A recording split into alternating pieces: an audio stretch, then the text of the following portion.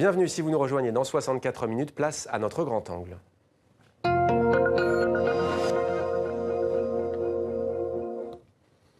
On a tendance à l'ignorer ou à l'oublier, mais dans certains pays du globe, l'équation est très claire. Réchauffement climatique égale faim, égale malnutrition. C'est en tout cas le cri d'alarme que s'apprêtent à lancer demain à Paris plusieurs organisations humanitaires, des organisations non gouvernementales. Mais quel est réellement l'impact de ce changement climatique sur la sécurité alimentaire, en particulier en Afrique et en Asie? Qui sont les continents les plus touchés en dehors de ceux que je viens de citer? On en parle avec Peggy Pascal, chargé de plaidoyer à Action contre la faim. Bonsoir. Bonsoir. Merci d'être avec nous. À vos côtés, Ali Abdou Bonguéré, bienvenue à vous également. Vous venez du Niger, vous êtes le coordinateur de l'ONG Énergie et Environnement pour le développement rural. Et puis Ibrahima Koulibaly, en provenance vous du Mali, bienvenue à vous également. Vous êtes le vice-président de ROPA, c'est le réseau des organisations paysannes et des producteurs d'Afrique de l'Ouest.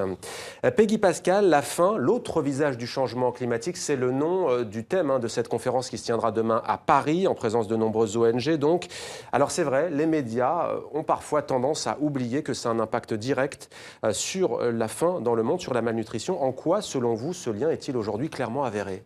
Tout à fait. Il y a aujourd'hui 805 millions de personnes qui souffrent de la faim dans le monde, 180 millions d'enfants qui souffrent de malnutrition. Aujourd'hui, 8 000 enfants sont morts des causes de la sous-nutrition. Et on sait que l'impact du changement climatique sur ceux qui ont faim va être dramatique, et il est déjà. On attend jusqu'à 600 millions de personnes en plus qui souffriront de la faim en 2080.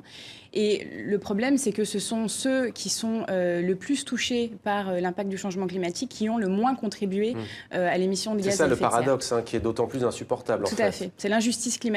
C'est le fait que voilà, ce sont ceux qui ont contribué le moins qui sont les premières victimes. Je disais donc l'Asie, c'est ça en premier, l'Afrique qui talonne de près l'Asie. Pourquoi l'Asie ? Alors l'Asie, parce que c'est principalement en termes numéraires, c'est-à-dire que l'Inde va être énormément touchée. C'est le pays au monde aujourd'hui qui souffre, qui a le plus grand nombre de personnes qui souffrent de sous-nutrition. Donc évidemment, les chiffres sont gonflés. L'Afrique et l'Afrique de l'Ouest en particulier, puisqu'on attend jusqu'à 90% d'augmentation de la sous-alimentation d'ici à 2050. Donc c'est demain, dans des pays comme le Tchad, qui sont déjà très durement impactés, on va avoir une aggravation des conséquences de la faim. Voilà. Oui, alors Ali Abdou Bonguéré, justement, pour qu'on comprenne bien les conséquences directes sur les populations, vous, au Niger, vous faites face concrètement à cela, au-delà des chiffres, qu'est-ce que ça signifie pour les familles au quotidien ? Bon, écoutez, les changements climatiques pour les familles africaines en général et nigériennes en particulier, ça signifie quoi? Ça signifie une série de sécheresses, une série d'inondations, donc avec beaucoup d'impact sur les productions agricoles. Et connaissant très bien cette zone d'Afrique, donc on sait que c'est pratiquement l'agriculture familiale qui assure la subsistance de ces populations-là. Du moment où elles sont sérieusement impactées par ces changements climatiques, c'est clair que changement climatique rime avec la faim. Quel est le cœur du travail de votre organisation à Énergie et Développement ? L'ONG Énergie et Environnement pour le développement rural milite au sein d'un réseau francophone, le réseau Climat et Développement. Donc ce réseau-là est en train de mener des campagnes de plaidoyer pour influencer un peu les politiques internationales climat pour qu'elles prennent en compte sérieusement les préoccupations de certaines franges des populations, surtout en Afrique subsaharienne et en Asie. Alors Ali Abdou, concrètement, comment font les populations, Ibrahima Koulibaly, comment font concrètement les populations au Mali, par exemple, pour s'adapter à ces changements ?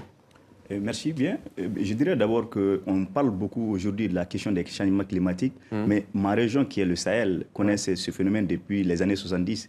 C'est depuis ces années que, véritablement, on est rentré dans un cycle permanent de sécheresse, d'inondations qui se succèdent. Une année sur deux, minimum, on a un problème. Donc, ça veut dire que les populations ont appris à s'adapter à cela, en développant des stratégies, des techniques agricoles nouvelles. D'irrigation notamment. Oui, de maîtrise de l'eau, de gestion de l'humidité, de la fertilité dans les sols. Donc, tout cela permet aujourd'hui aux populations, tant bien que mal, de résister, notamment avec l'utilisation des variétés locales, notamment, qui sont très bien adaptées à la sécheresse et à l'inondation. Les gens arrivent à survivre. Mais c'est du côté politique que ça pêche beaucoup. Parce que les politiques doivent accompagner ces dynamiques qui sont endogènes aux communautés, qui sont des créations des communautés, pour en faire des vraies politiques, des soutiens réels, qui peuvent permettre véritablement de consolider un système qui permet aux communautés de se nourrir et d'avoir accès à l'alimentation et à la nutrition. Le problème, c'est qu'on a le sentiment que, alors que se profile la grande conférence COP21 à Paris sur le climat organisé par l'ONU, on a le sentiment que le message a du mal à passer. Concrètement, demain, comment vous allez essayer de convaincre les décideurs? Nous allons continuer à parler, nous allons utiliser tous les moyens qui sont à notre disposition, nous allons mobiliser tous les acteurs, les médias, pour que véritablement les gens comprennent que cette question aujourd'hui du changement climatique est une question de sécurité tout simplement. Parce qu'on dit que bientôt, en 2050, on verra venir des réfugiés climatiques, mais ils sont déjà là, les réfugiés climatiques. Les 800 jeunes qui se sont noyés dans la Méditerranée, ils viennent de quel pays? Ils viennent du Soudan, de l'Éthiopie, du Mali, du Tchad, de la Mauritanie, du Sénégal, ces pays qui sont déjà très victimes du changement climatique. Donc ça, on ne le dit pas souvent. Ces gens, aujourd'hui, n'ont aucun moyen d'existence fiable parce que justement, ils sont dans une région très affectée par le changement climatique. Donc c'est une question de... Toutes les guerres qui sont dans le Sahel aujourd'hui sont à 80% dues à ce phénomène de changement climatique. On ne fait pas très souvent ce lien. Et donc moi, je pense que les politiques doivent prendre conscience du danger réel des changements climatiques, d'avancer vers des solutions réelles au lieu de surfer sur des fausses solutions qui ne nous mèneront que dans une impasse à très brève échéance. Pascal Péguy, très sincèrement, est-ce que vous y croyez? Demain, il y aura donc Stéphane Le Foll, le porte-parole du gouvernement et ministre de l'Agriculture. Est-ce que vous pensez réussir à convaincre déjà le gouvernement français d'agir? Écoutez, on a fait quelques pas, puisque ça fait quand même des années que les ONG militent dans les différentes COP, dans les différentes négociations climat pour que la sécurité alimentaire rentre dans le texte, puisque là, sur les 35 pages de texte qui sont sur la table, il n'y avait pas une seule mention de la sécurité alimentaire, ce qui est quand même incroyable. Et du coup, on est arrivé à le faire rentrer dans le texte aux dernières négociations qui ont eu lieu à Genève. Les négociations s'ouvrent à Bonn dès lundi prochain, qui vont nous mener à Paris. Donc là, on va se battre pour que sécurité alimentaire reste dans le texte et pour qu'elle rentre dans les chapitres où elle n'apparaît pas encore.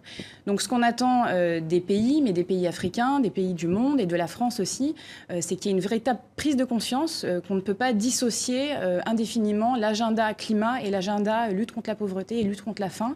Ce sont les deux revers de la même médaille, ils sont totalement indissociables. Alors vous l'avez dit, près d'1 milliard de personnes souffrent de la faim dans le monde, c'est quand même 12% de la population totale de la planète. 80% sont des enfants qui sont bien entendu le plus sensibles, notamment aux maladies comme le paludisme et à la malnutrition. Ali Abdou, la sécurité alimentaire, la pauvreté justement, on en parle à l'instant, en aggravant ces facteurs, est-ce que vous diriez que le changement climatique peut aussi être source de conflits? Oui, Ibrahima Koulibaly l'a évoqué tout à l'heure. Tout ce que vous avez comme problèmes et remous sociaux en Afrique, en fait, ils viennent du fait que les jeunes n'ont pas à manger. Ils viennent du fait que les Africains se sont réveillés un bon matin, ils se sont retrouvés dans une situation qu'ils ne connaissaient pas. L'agriculture familiale, je vous ai dit que c'est elle qui supporte la plus grande partie des besoins alimentaires de ces communautés-là. Du moment où ces changements climatiques impactent sérieusement ce type d'agriculture, c'est clair que donc, il faut trouver d'autres solutions. Et les solutions, tant qu'elles ne passent pas par le financement de cette agriculture familiale qui permet d'assurer quand même la sécurité alimentaire, elles seront toujours vues à nos yeux sous forme de fausses solutions. Mais vous, par exemple, le gouvernement du Niger, est-ce qu'il a pris la mesure de ce fléau et de ses conséquences? Oui, et ça, à voir son programme. Donc le programme qu'il est en train de mettre en œuvre, qui est libellé par l'initiative I3N, donc les Nigériens nourrissent les Nigériens. Donc à travers ça, on peut dire que le chef de l'État nigérien quand même a été un peu chose regardant.